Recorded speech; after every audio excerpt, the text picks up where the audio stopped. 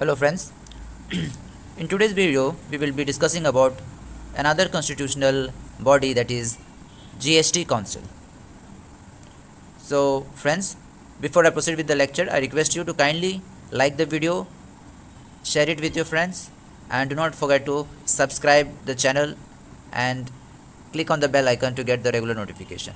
Also, if you want the notes of these notes in PDF format, then you can join my Telegram channel where I will be posting all the PDFs. Also, I will be posting all the links of my lecture. So kindly join the Telegram channel by clicking the link given below in the description box. So GST, that is Goods and Service Tax Council. So it was established by 101st Amendment Act of 2016. So it is the one of the newest constitutional body which is formed by the Amendment 101st in the year 2016. Now this 101st Amendment, it introduced a new article, that is Article 279A. Then the Secretariat of the Council, it is located at New Delhi, and its ex officio secretary is the Union Revenue Secretary. What is the meaning of ex officio secretary? Ex officio, any position which is ex officio, means it is in lieu of the position or by lieu of the post. So whoever is the Union Revenue Secretary, they will be automatically an secretary of GST Council, because the post of Union Revenue Secretary is the ex officio post for the secretary position in GST Council. Now, what is the vision of GST Council?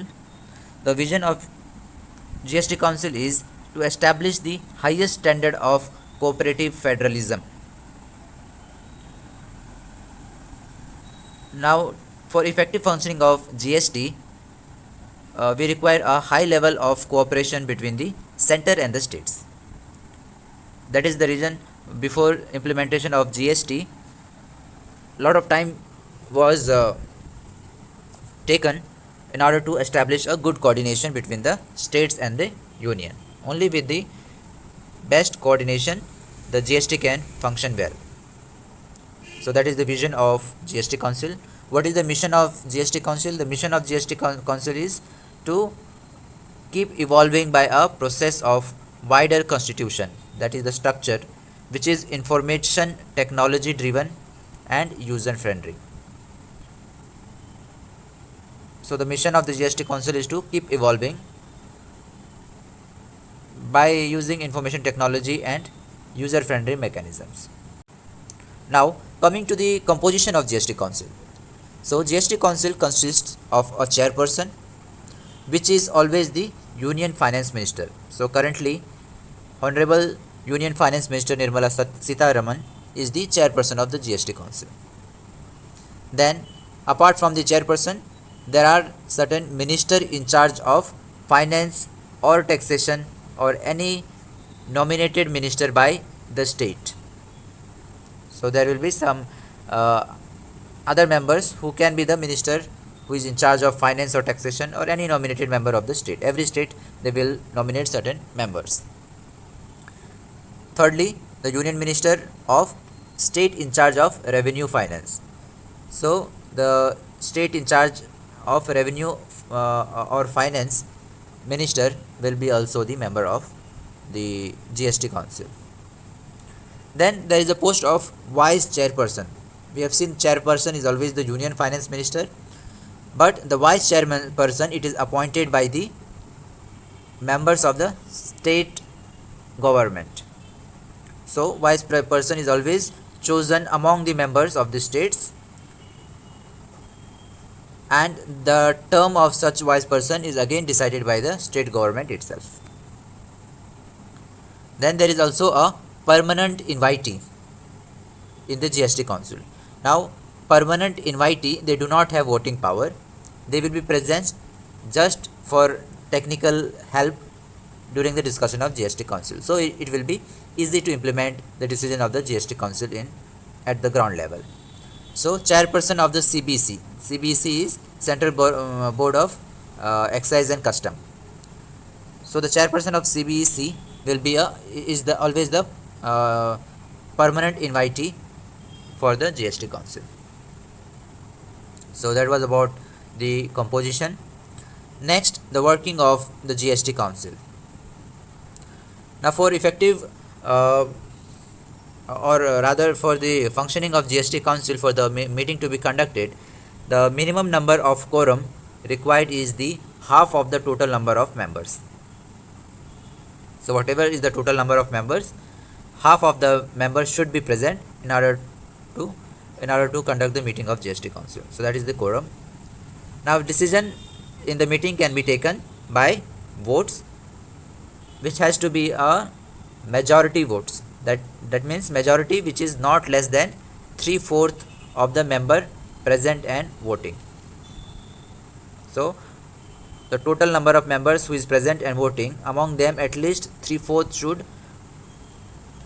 vote either against or in favor in order to pass the decision. Now there are certain principles which is followed. Like for central government, the weightage of the total votes is 1/3. So that means every single votes of central government will have the weightage of 1/3 of the total votes. Whereas for the state government, in combination it will have the remaining 2/3 votes. So that is the value of 1 vote of the state government, that is 2/3 votes. Then any act proceedings will not become invalid on following grounds. There are certain provisions which says that any act or proceeding of the GST Council cannot be invalidated on following grounds, which are if there is any vacancy or defect in the constitution of GST Council. That means when the decision was taken and there was a situation where there was a vacancy for any member or there was any defect in the constitution, but still the decision was taken. So in this condition, the decision or the act or the proceeding of the GST Council cannot be invalidated. Secondly, any defect in the appointment of a member. So suppose any member is appointed and later on it is found that the appointment of the member was not right, it was a defective appointment. In this case also, if the decision is already taken by the GST Council, then it cannot be invalidated. And thirdly, any procedural irregularity not affecting the merit of the case. Now what is this procedural irregularity? Procedural irregularity means a proper procedure is not followed, or there is some deviation into the normal procedure, but it doesn't affect the merit of the case. That is called as procedural irregularity. That means the procedure was not regular, it was irregular, but it was not so that it affected the merit of the case. The final decision is still valid. So in this case also, the act or the proceeding of the GST Council, they cannot be invalidated. Now let us look at the functions of GST Councils. So the main function of the GST Council is to give a recommendation to either to the state or to the central government on following matters. So what are these following matters? These are the matters like taxes, cesses and surcharges which is levied by the center or the state or the local bodies.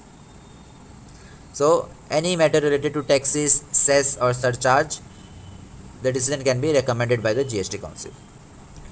Then GST Council they can also recommend with respect to goods and services which is to be subjected under GST, or certain goods and services which has to be exempted from GST. So this recommendation also can be given by the GST Council. Then in case of interstate trade, what should be the model GST law? This again will be decided by the GST Council. Interstate trade is like when the goods or service is produced in one state and it is transported to another state. So there is a interstate trade or interstate relation between the functioning of the business. So in such cases, what will be the GST procedure, what will be the GST law, whether the GST will be implemented on the manufacturing state or to the state where the sales takes place or the consumption of the goods takes place. So all these will be decided by the GST Council. Then fourthly, what should be the threshold limit of turnover below which there is exemption from GST? So we know that all business will not have GST. They will not fall under GST because small businesses with very less turnover, we cannot expect them to pay GST. Otherwise, they cannot earn their daily livelihood. So what should be this threshold limit? What should be the limit below which the GST will not be charged? It will be different for different states. For states like Arunachal Pradesh, Sikkim, Assam, Uttaranchal, etc. These are the hilly areas, Jammu Kashmir.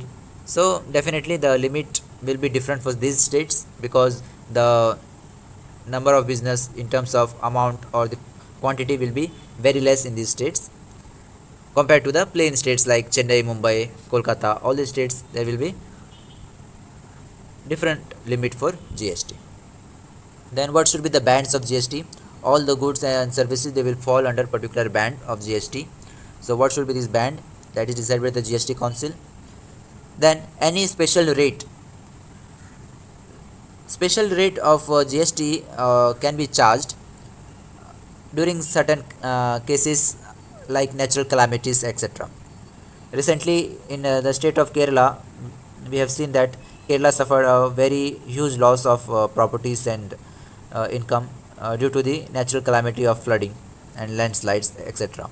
So GST Council, they agreed to levy special rates in order to compensate the loss which the Kerala has suffered. So in case of calamities, some special rates are charged so as to recover the cost of loss. So this can again be decided by the GST Council. Then special provision for some states. So hilly states like Assam, Sikkim, Mizoram, Manipur, Jammu and Kashmir, Uttarakhand. So these are special states where the business will be very less. So under the GST Council, they will have certain special provisions for these states in order to compensate the loss which these states will suffer because of the introduction of GST. And any other matter which is related to goods and service tax, they can be discussed by the, or it can be recommended by the GST Council. So that was the functions. Like to summarize, it gives GST Council give recommendation with respect to tax, cess, surcharges, then goods and services where which will be subjected to GST or not, model GST law for interstate trade, threshold limit for turnover, then bands of GST, special rates, special provision for some states, and any other matters. Then there are some other functions as well which the GST Council has to perform. Like GST Council, they have to recommend date on which GST for petroleum products will be levied. So currently we know that petroleum products like petrol, diesel, natural gases, etc., they do not fall under the purview of GST. But it is decided that in future these products will also be included in the GST. So what should be the date from which these products will be included? That is decided by the GST Council. Then mechanism for dispute resolution between either the center or state, or center and state on one side with the other states on the other side, or between one state or states to the against another state or states. So any disputes arises with respect to the goods and service taxes, then there has to be certain mechanism to solve these disputes. So GST Council has the responsibility to develop these mechanisms. And finally, recommend the compensation to the states for loss. Now it is planned that after the introduction of GST, for starting 5 years, certain states which will incur loss because of this introduction of GST, they will be compensated by the GST Councils. So this was all about GST Council. So in today's video we have seen the establishment of GST Council, the composition, vision, mission of the GST Council. Then we have seen the working of the council. Then what are the functions of GST Councils, and some other functions of GST councils. So that's all in this video. In the next video we will be discussing about National Commission for SCs. So till then, goodbye, take care, thank you so much.